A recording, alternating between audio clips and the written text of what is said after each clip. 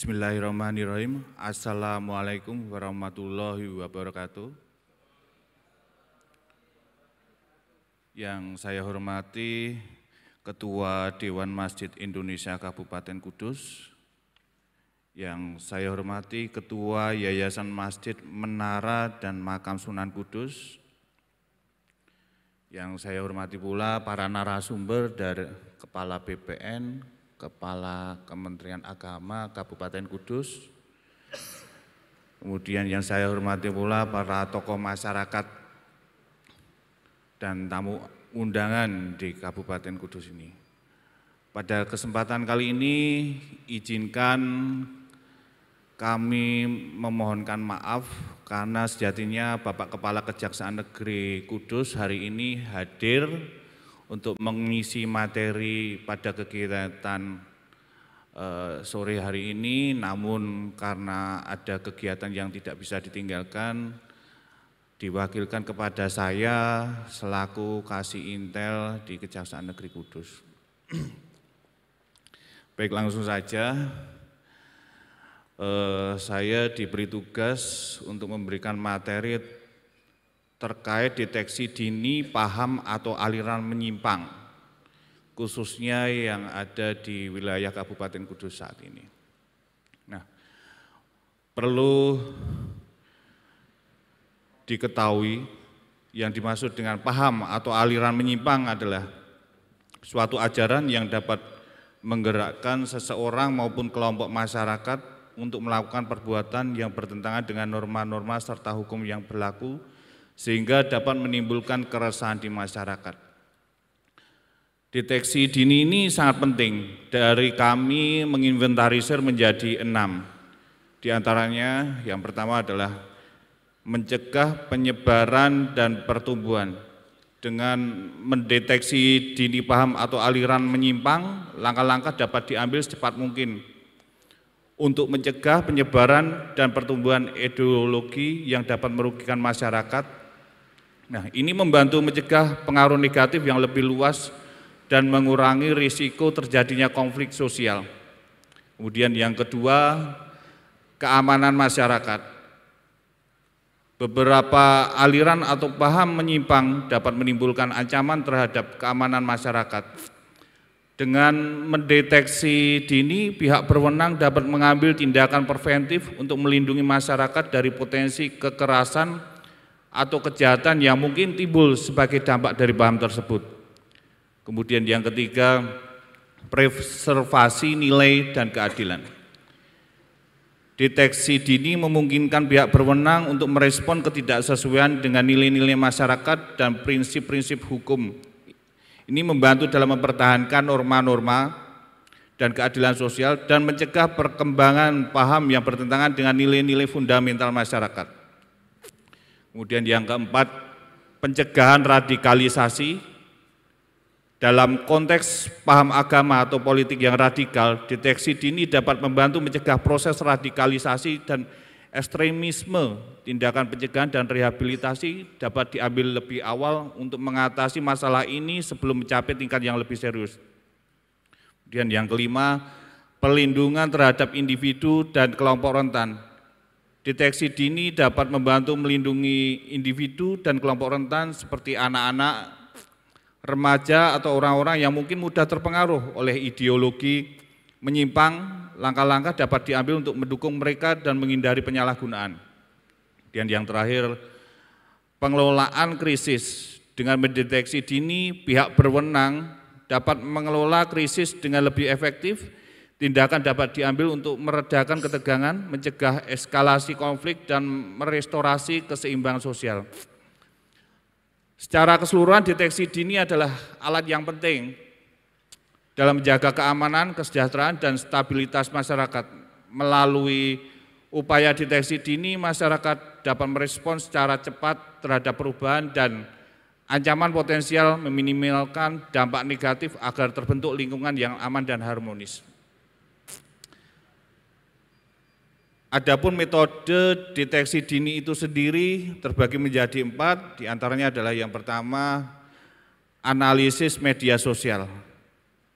Dapat dilakukan dengan memantau aktivitas dan konten di platform media sosial untuk mendeteksi tanda-tanda ekstremisme atau paham radikal. Kemudian menggunakan algoritma dan teknologi analis teks untuk mengidentifikasi kata-kata kunci atau frasa yang terkait dengan paham atau aliran tertentu. Berkolaborasi dengan penyedia layanan internet dan platform online untuk mendeteksi aktivitas yang mencurigakan. Kemudian yang kedua, kolaborasi dengan komunitas lokal. Dapat dilakukan dengan bekerja sama dengan komunitas lokal dan pemimpin agama untuk memahami dinamika sosial dan mendeteksi potensi paham radikal. Kemudian mengadakan program pendidikan dan dialog untuk mencegah terjadinya radikalisasi. Kemudian yang ketiga, pendidikan dan kesadaran masyarakat. Dengan cara melakukan kampanye pendidikan dan kesadaran masyarakat untuk membantu orang-orang memahami bahaya paham atau aliran menyimpang, kemudian memberikan informasi yang jelas mengenai tanda-tanda radikalisasi dan cara melaporkannya. Yang terakhir, pemantauan pendidikan, memantau kegiatan di institusi pendidikan untuk mendeteksi dini tanda-tanda indoktrinasi atau paham menyimpang, kemudian meningkatkan pemahaman guru dan staf sekolah terhadap isu-isu radikalisasi di lingkungan pendidikan. Adapun terkait tanda-tanda paham menyimpang, dilihat dari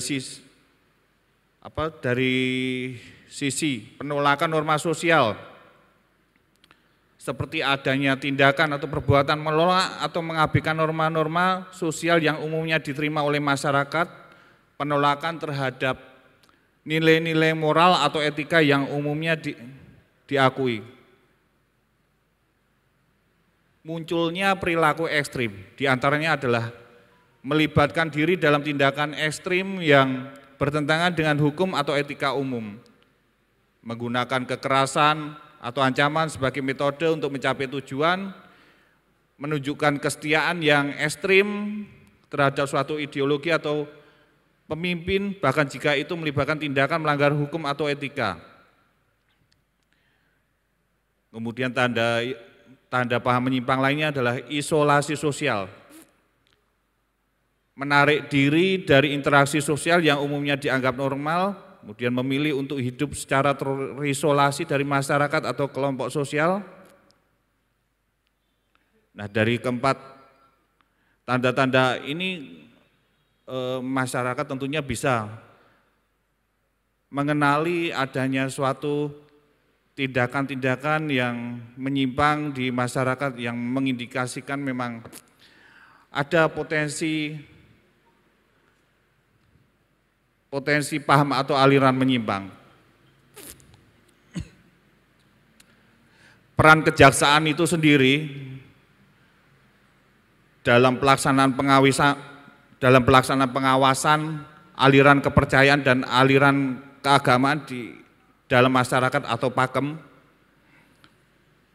pelaksanaan pengawasan aliran kepercayaan dan aliran keagamaan dalam masyarakat PAKEM oleh tim PAKEM adalah bagian dari kegiatan intelijen dan atau operasi intelijen sesuai dengan kebutuhan yang meliputi penyelidikan, pengamanan, penggalangan.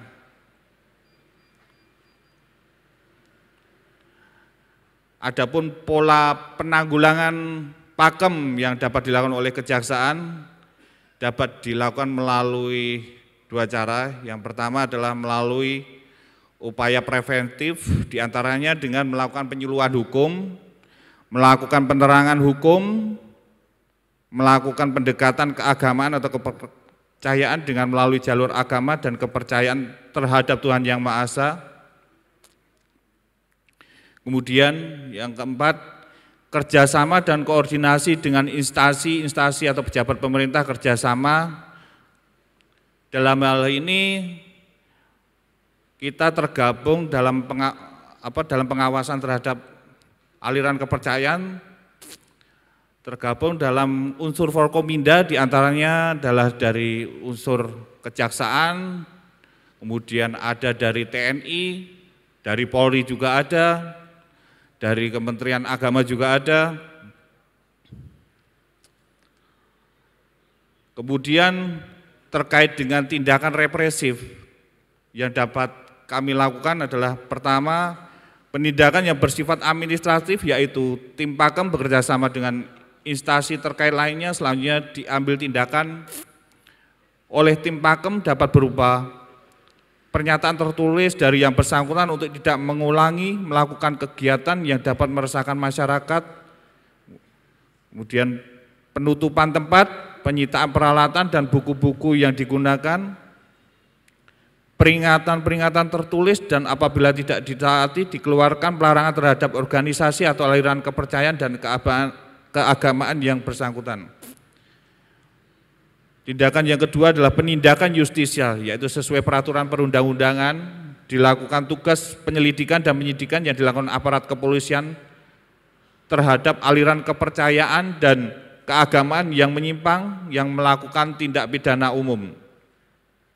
Tujuan dari penindakan ini adalah agar kasus dapat diungkap dan diselesaikan secara tuntas mulai dari pemeriksaan oleh petugas Polri, diajukan ke kejaksaan dan dilimpahkan ke pengadilan agar diberikan vonis yang setimpal dengan perbuatannya.